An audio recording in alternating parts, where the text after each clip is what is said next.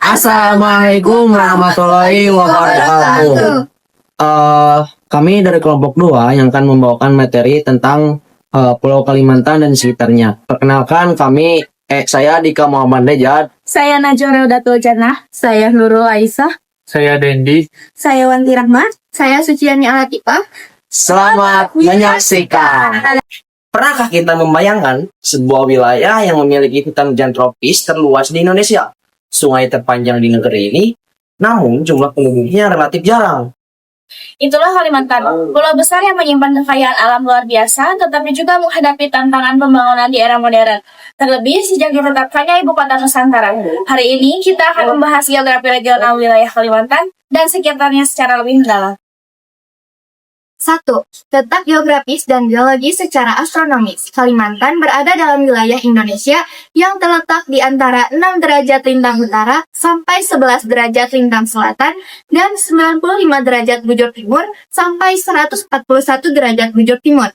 Yang menarik, garis khatulistiwa melintasi Kalimantan, tepatnya di Pontianak. Secara geologis, Kalimantan termasuk bagian dari dangkalan Sunda, yaitu wilayah yang relatif stabil dan tidak berada di jalur cincin api.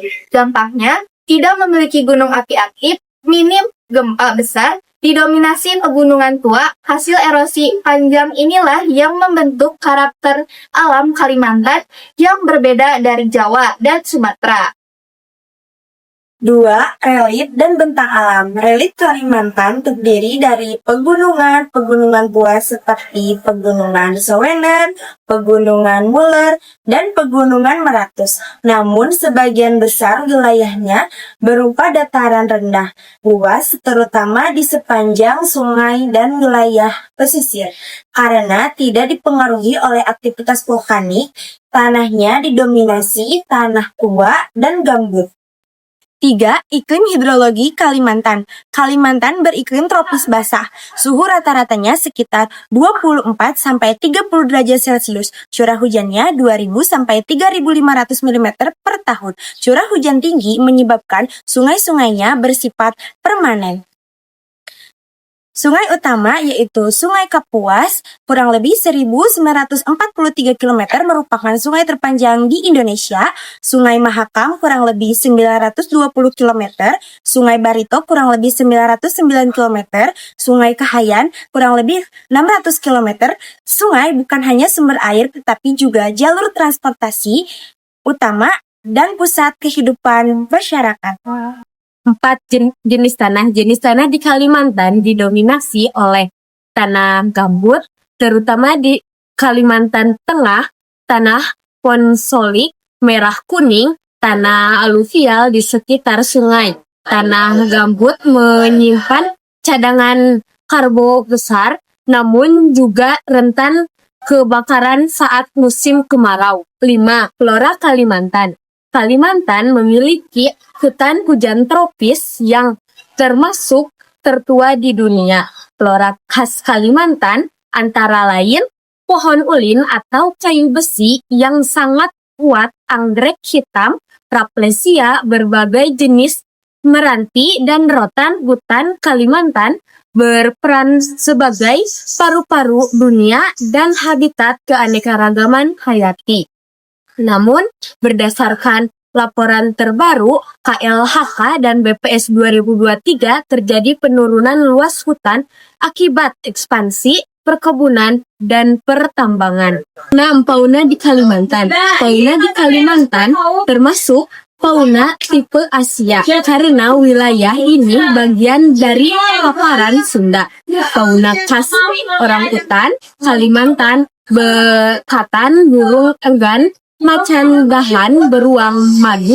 Beberapa satwa tersebut kini masuk ke kategori terancam punah akibat hilangnya habitat. 7. Pendudukan data BMS 2023. Berdasarkan proyeksi BMS 2023, Kalimantan Barat kurang lebih 5,6 juta jiwa, Kalimantan Tengah kurang lebih 2,8 juta jiwa, Kalimantan Selatan kurang lebih 4,3 juta jiwa, Kalimantan Timur kurang lebih 4 juta jiwa, Kalimantan Utara kurang lebih 0,7 juta jiwa, total kurang lebih 17,4 juta jiwa.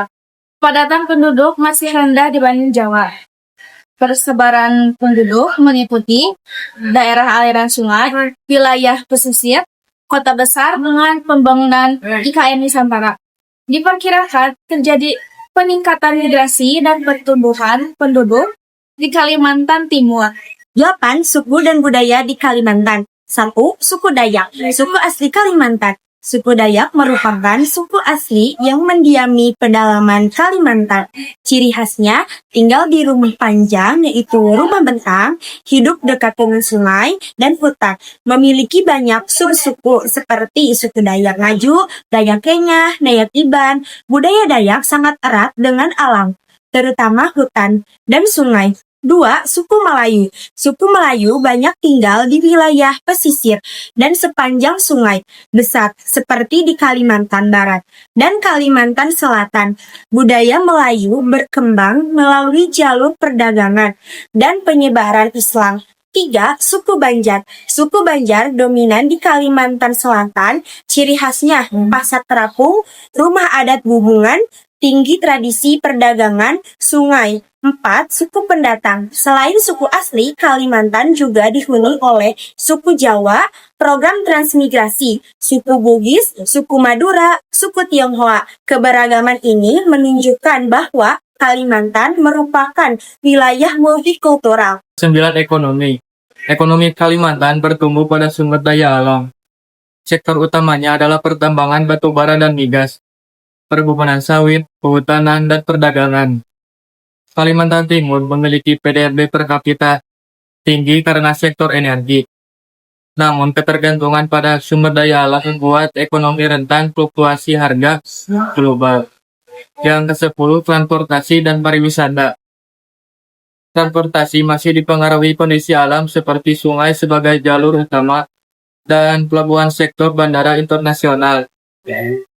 Sedangkan pariwisatanya seperti ekowisata hutan hujan tropis, taman nasional, dan wisata sungai dan budaya Dayak. Kalimantan menggambarkan bagaimana kondisi alam membentuk kehidupan manusia, pegunungan tua, sungai-sungai panjang sebagai jalur transportasi, serta hujan-hujan tropis yang kaya akan flora dan faunanya yang menjadikan wilayah ini memiliki karakteristik geografi khas yang berbeda dari pulau lain di Indonesia. Namun, di balik kekayaan tersebut terdapat tantangan besar seperti eksploitasi sumber daya alam, alih fungsi hutan, serta pembangunan ibu kota Nusantara di Kalimantan Timur yang diproyeksikan menjadi pusat pemerintahan baru dan mendorong pertumbuhan ekonomi serta arus migrasi penduduk. Kini, Kalimantan bukan hanya dikenal sebagai paru-paru dunia, tetapi juga simbol masa depan Indonesia. Karena itu, pembangunan harus dijalankan secara bijaksana dengan menjaga keseimbangan antara pertumbuhan ekonomi, pemerataan pembangunan, dan kelestarian lingkungan agar kemajuan tetap sejalan dengan keberlanjutan alamnya. Sekian video pembelajaran dari kami. Wassalamualaikum warahmatullahi wabarakatuh.